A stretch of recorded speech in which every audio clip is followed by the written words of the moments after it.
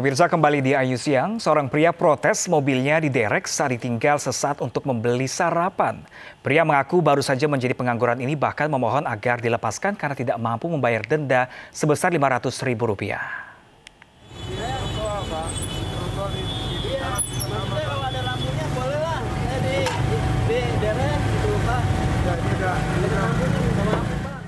Pria Parubaya memohon agar petugas tak melakukan penderekan karena berdalih hanya parkir sebentar untuk sekedar membeli sarapan berupa nasi bungkus. Sadar usahanya bakal sia-sia, pria yang mengaku baru saja menjadi pengangguran ini akhirnya memohon agar dilepaskan karena tak akan sanggup membayar denda sebesar Rp500.000. Seorang ibu pemilik warung pun bahkan mencoba membantu dengan ikut melobi petugas.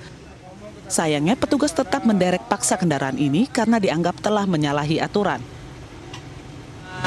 Memang itu badan jalan saya salah, cuman dengan kondisi saya beli nasi bungkus, buat makan pagi saya sarapan ya mungkin adalah toleransi.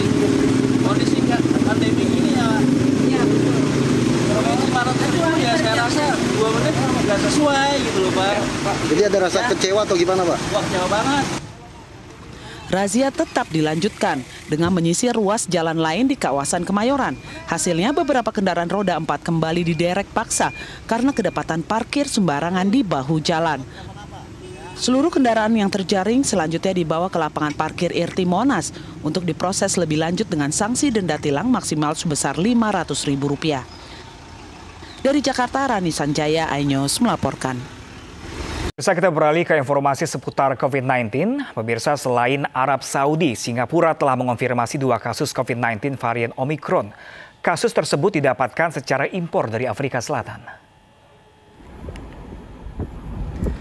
Kementerian Kesehatan Singapura telah mengonfirmasi kasus COVID-19 varian Omicron dari hasil tes PCR.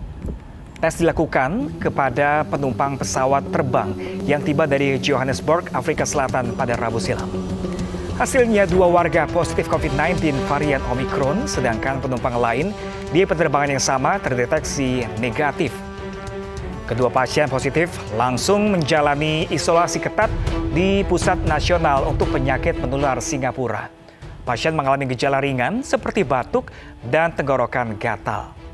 Pemerintah Singapura menjelaskan bahwa varian Omicron belum tersebar luas ke masyarakat lantaran kedua pasien belum berinteraksi dengan publik.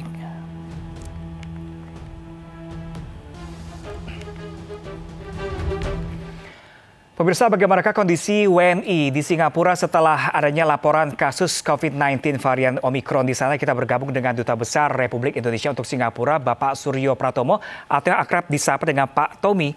Halo, selamat siang Pak Tommy. Selamat siang, Bram. Pak Tommy, sebelumnya Pak Tommy, saya ingin menanyakan bagaimana kondisi dan penanganan dari 2 orang yang baru saja terpapar varian Omicron di sana, Bapak? Jadi Singapura sejak tanggal 28 pukul 00.00 itu menetapkan 7 negara dari kawasan Afrika termasuk Afrika Selatan dilarang untuk masuk ke Singapura. Yang kemarin datang adalah tanggal 1 itu adalah warga negara Singapura yang akan kembali ke Singapura setelah melakukan kunjungan ke Mozambik dan transit di Johannesburg. Seperti biasa, semua negara atau semua penumpang pesawat yang tiba di Singapura dari semua negara harus menjalani karantina selama 7 hari.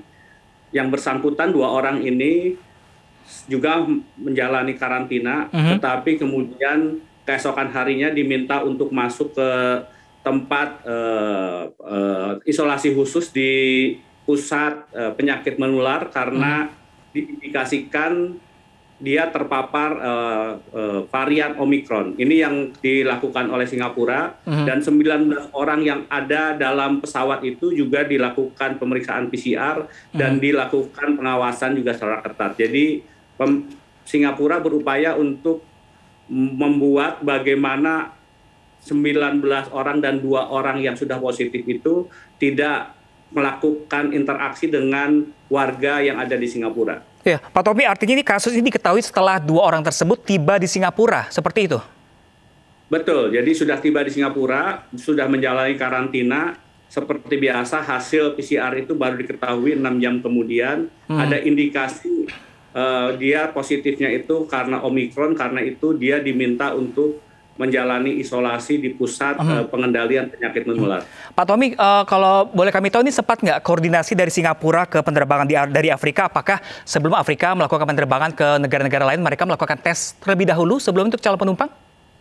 Jadi sebelum terbang di PCR di Mozambik, hasilnya negatif.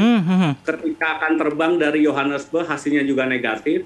Karena itu kemudian setelah tiba dilakukan PCR. Nah sekarang pemerintah Singapura ada dua cara masuk Singapura. Satu adalah dari semua negara-negara yang lain itu harus menjalani karantina. Tetapi ada 18 negara yang mendapatkan vaccinated travel lane itu tidak perlu melakukan karantina. Tetapi sebelum berangkat harus tes PCR, dan setelah kedatangan tes PCR. Tetapi setelah adanya kasus sekarang ini, orang yang masuk ke Singapura dengan fasilitas VTL diminta untuk melakukan tes antigen pada hari ketiga dan hari ketujuh.